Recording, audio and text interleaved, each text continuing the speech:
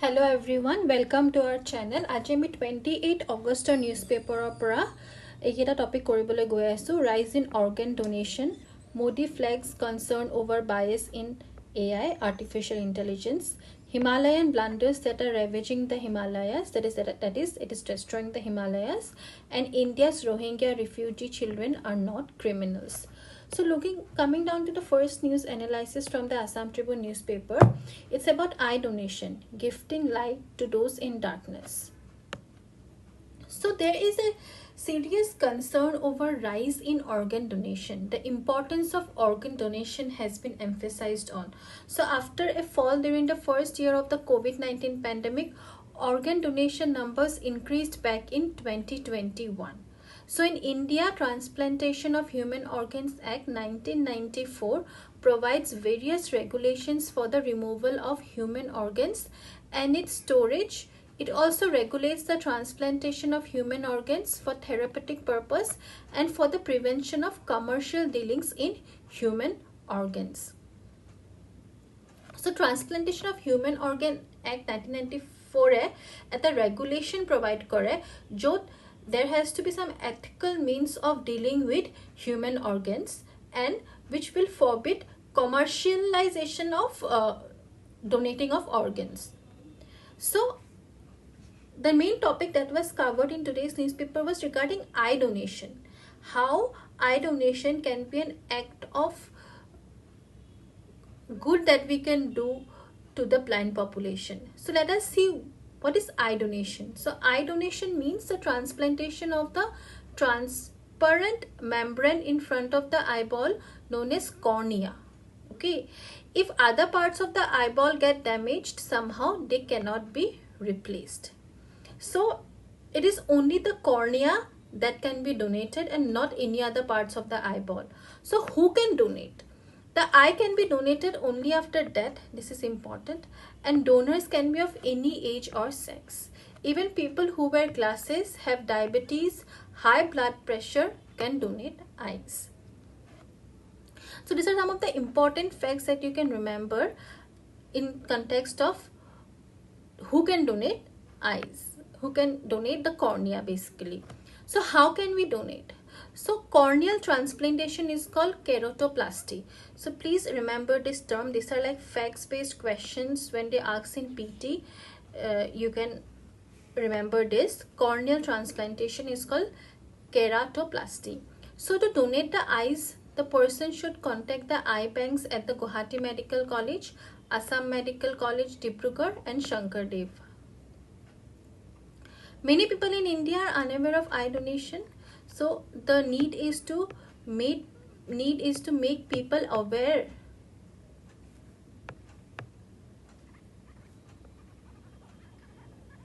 of eye donation. The main reason for the low donation rate are lack of awareness, religious or cultural beliefs, family refusal, social stigma and hurdles. So it is very important that we overcome with such thought patterns that we have and become more aware about organ donation, be it cornea or any other organ for that matter. There should be proper sensitization amongst the people why organ donation is an important issue in the society these days. How organ donation is going to help people who are really in need of organs. So throughout the developing world, there is a shortage of cornea. Sri Lanka, one of the world's leading suppliers of corneas, has been donating excess corneas to foreign patients for decades. So there has been shortage of cornea in the developing world, and one of the leading suppliers of cornea is Sri Lanka. Next is, what is the status of organ donation in India? So let us look on a broader perspective, not only donating cornea, but also what is the status of organ donation in general in India. So India has an organ donation rate of about 0.52 per million. You can use this data in your answer writing. In comparison, the organ donation rate in Spain the highest in the world, is 49.6 per million population. Let us see why it is higher in other countries than in India. So unlike India, where a person has to register to be an organ donor and the family has to consent to it after death, Spain has an opt-out system where a person is presumed to be a donor unless otherwise specified. So a person is presumed that he মানুহ গৰাকীয়ে donate কৰিবই until unless তেওঁ লিখি থৈ নাযায় কি নাই মই ডোনেট কৰিবলৈ বিচৰা নাই মোৰ অৰ্গানখিনি। কিন্তু ইণ্ডিয়াত আমি যদি ৰেজিষ্টাৰ কৰোঁ তেতিয়াহে এইটো মানা যাব কি কি আমি এইটো পাৰ্টিকুলাৰ অৰ্গান ডোনেট কৰিবলৈ বিচাৰিছোঁ। Although organ donation has increased, however, the number of disease donations has remained lower than the number of donations from living persons. Now coming down to the next news, Modi flags concerns over bias in AI, calls for ethical use. So this article is about how we can make ethical and responsible use of artificial intelligence. So it has been brought up in the recent Business 20 summit, which was held in Delhi. So with the G20 summit on the corner, the India's prime ministers called for a global framework on expansion of ethical artificial intelligence tools, aims at taking a leadership position on the need for regulating sectors such as AI and cryptocurrencies. So the PM was speaking at the Business 20 summit organized by the Confederation of Indian Industries. This is also a very fact-based information. B20, who organizes it ahead of the G20 summit next month. So let us see more about it. In 2018, Niti Aayog released the National Strategy on Artificial Intelligence, highlighting the roadmap to adopt AI in 5 public sectors in a manner that is safe and dispenses benefits to all citizens. So the strategy document coined the AI for all. So what is the mantra of our artificial intelligence, the document that was released? AI for all, to be the governing benchmark for future AI design, development and deployment in India. A part of this strategy was to ensure the safe and responsible use of AI. So this was the main focus of the meeting, that such a strategy should be built to ensure that safe and responsible use of AI is being done. So as a follow-up to NSAI, that is National Strategy on Artificial Intelligence, the Niti Aayog identified principles, RAI principles, which is called for responsible design, development and deployment of AI in India, and set out enforcement mechanisms to operationalize these principles. So let us see the sum of the principles. It is 7 principles that were being formulated. They are safety and reliability, inclusivity and non-discrimination. Please remember these facts for your answer writing. Equality, privacy and security, transparency, then accountability, protection and reinforcement of positive human values were identified to determine the efficiency of the approach recommended and identify its challenges. Next, coming down to governing AI, a blueprint for India.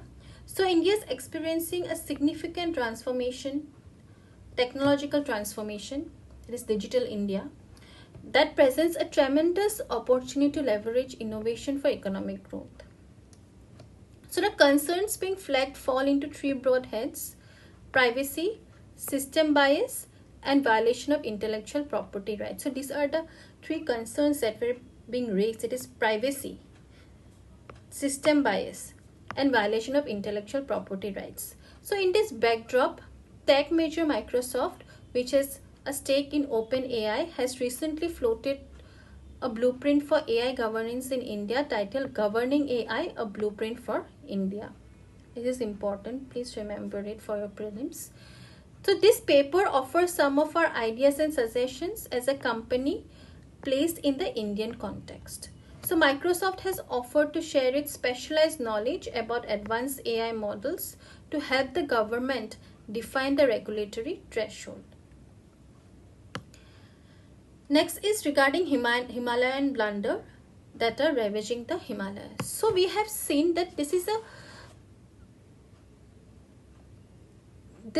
Himalayan blunder, the destruction that we have seen in recent times from the past few months. This article basically concentrates on destruction and devastation in the Himalayan region, be it in Uttarakhand or in Himachal. So earlier we had examples of avalanches, landslide, happening a lot. But this article will actually discuss like why it is happening. Here we have to analyze why this disaster is happening. So there are a lot of anthropogenic causes. So climate change have brought about sporadic concentrated spells of rain. Means the distribution of rain is not even, in the sense that there are periods of dry environment and after that a periods of rainfall. It is not equally distributed. Because of that, such incidents are happening lately. So the rainfall is not evenly distributed, and what is happening is that we have excessive regions with dry climate, and this excessive burst of rainfall all of a sudden, and both of this lead to landslides. Let us see how. Okay, suppose when there is a dry climate, it's dry, not a pin drop of rain, then the soil hardens. So when the soil hardens, it loses its contact with the lower part of the rock and it becomes disjointed from the rock. And as a result, when there is heavy rainfall, it slides down and it slides down on the river. That is why landslide is happening, an excessive flood is happening. So let me explain you with a pictorial depiction. For example, okay, there is space here. For example, this is the mountain slope.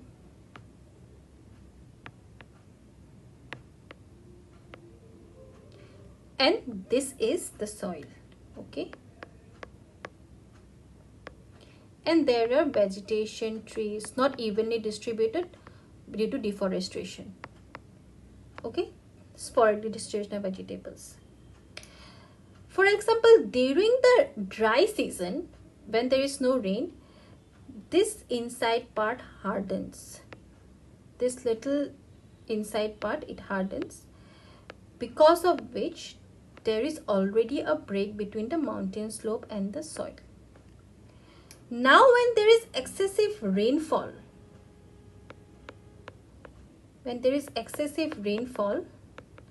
this part of the soil, it moves down. This is the toe of the mountain. The toe of the mountain plays a very important role in holding the soils together. But when there is heavy rain, this part which is already separated from the mountain, it flows down a river. When it flows down a river, there is excessive of soil and the water level rises, and because of which there is a lot of flood during this time. So now what happened, basically all the debris which comes down in the river channel causes flood, and there is havoc in that area because of excessive rainfall now. Okay, so when we see, let us see some of the challenges and threats, and along with, let us see what are the lack of structural scrutiny. So Chardham Mahamarg project impact. So Uttarakhand's infrastructure project claims forests, lives, soil and water sources, bypassing environment laws for development. So all this infrastructural development have caused a lot of impact on the environment. So we have also discussed in the earlier discussion in the previous video how such structural development have causes a havoc on the biodiversity, and all these are coming at the cost of lives of the people. So in the previous video we were talking in terms of biodiversity of northeast, and today we are talking about the Himalayan region. So Bhagirathi Eco-Sensitive Zone. Protected area holds Ganga's last natural flow, but approval for project ignored EIA. Legal directives risking ecological damage. Environmental risk. Pristine regions face peril as roads defect liability period with under the project threatens deodar trees and mountain slopes. Now let us see some of the challenges and threats. So road with contradictions. Ministry contradicts own standards. Widening hill roads to DLPs despite risk. Unanswered questions. Concerns arise over road width changes, contradictory requirements, missing EIA, increased carrying capacity and shift to strategic importance. Tourism versus ecology. This is the main point that we discussed actually in the last video. How tourism, the particular development in an area is based on a very tourist spot. These are tourist locations, and they do whatever the tourist demands, because also there is no alternative means of earning for people living in these areas. So what can be the way forward? Environment impact assessment. So no construction should be allowed without assessing if a particular construction is possible in that environment. There should be strict norms regarding such constructions being built in such area. So there should be proper environment impact assessment. Zonal master plan. There should be a master plan, a broader plan, while government takes up any initiative in terms of infrastructure in that area, so that it doesn't benefit people in a shorter term, but it should also benefit people at a longer term with no casualties due to excessive rain or dryness. Analysis of the river channels and their health, very important, and proper water disposal methods. Okay, the next news is India's Rohingya refugee children are not criminals. So we know that Rohingya refugee has been a topic of discussion for a long time, and India has been dealing with these refugees, and August 2023 actually marks 6 years since the onset of Rohingya crisis. So Rohingyas are basically the ethnic communities of Myanmar who have actually moved out of Myanmar, and they have been staying in different parts of the world due to various reasons. And issues have been raised regarding that they are not treated well, and this is where human rights issues come up. So though India is not a signatory of 1951 convention, but India have a lot of refugees. Okay, so 1951 convention, let us see what is 1951 convention. And how it defines refugees. 1951 convention defines a refugee as someone owing to well-founded fear of being persecuted for reasons of race, religion, reasons of race, religion, nationality, membership of a particular social group or political opinion. They are unable to stay in such places due to fear, and as a result they move outside their country. Okay, so let us see who are actually Rohingyas. Rohingyas are an ethnic group. They represent the largest percentage of Muslims in Myanmar and predominantly live in the western Myanmar province of Rakhine. They speak the dialect of Bengali. They are described by the United Nations as one of the most persecuted minorities in the world. The Rohingya population is denied citizenship under the 1982 Myanmar nationality law. The flow of Rohingya from Myanmar intensified in 2017, and the coast near the Bangladeshi city of Cox's Bazar was taken over by the refugees settlement. Recently, Bangladesh started relocating Rohingya refugees from overcrowded camps at Cox's Bazar to Bhasan Char Island, which is an ecologically fragile area prone to floods. So they have to go through a lot of atrocities at their place of migration. So let us know what is 1951 convention and why India is actually not a part of 1951 convention. So the foundation of the 1951 convention is the principle of non-refoulement. Non-refoulement means not forcing the refugees back to the country from where they came from. Not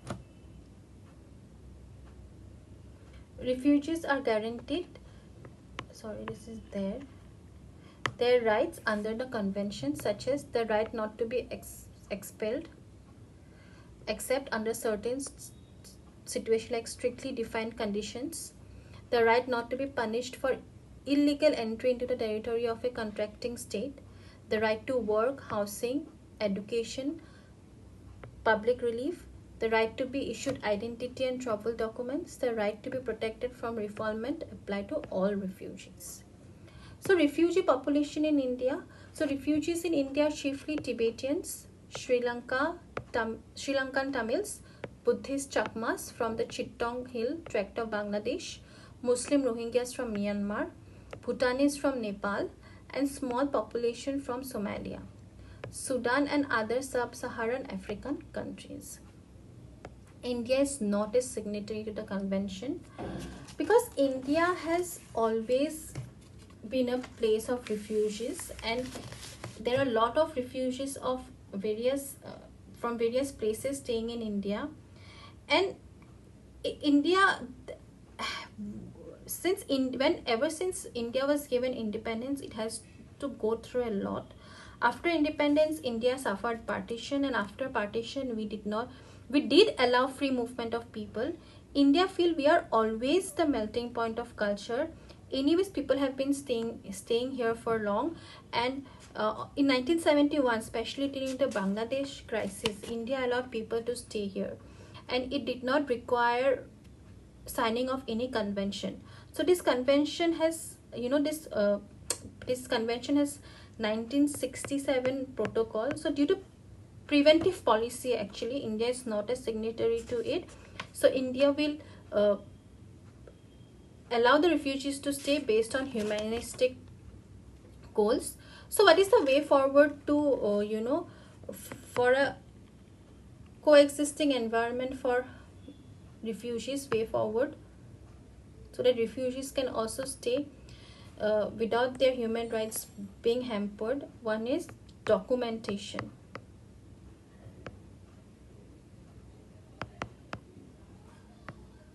And improved monitoring.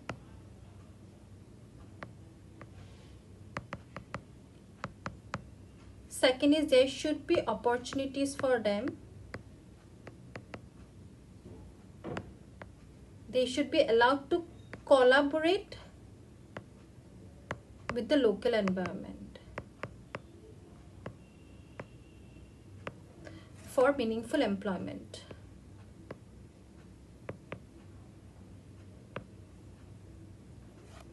They should be allowed to move freely, so that there is no burden of residing of these people in a certain area. Rather, they should be allowed to move freely, and there should be more ease of movement for these people, so that it is not that these people are concentrated in certain area which is actually hampering that particular population of that area. So that's all for today. Thank you for watching. See you all tomorrow.